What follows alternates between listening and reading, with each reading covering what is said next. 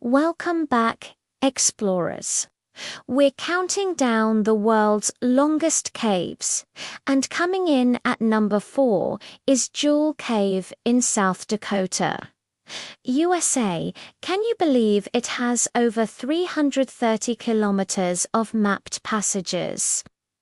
It gets its name from the incredible, sparkling calcite crystals that cover its walls, making it look like a giant treasure chest.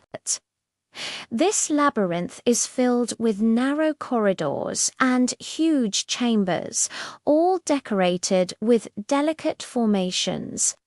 It's a true natural wonder, protected for everyone to see. Sliding into the 5th spot is Optimistyczna Cave in Ukraine. This is the longest gypsum cave on the planet, stretching for about 260 kilometers.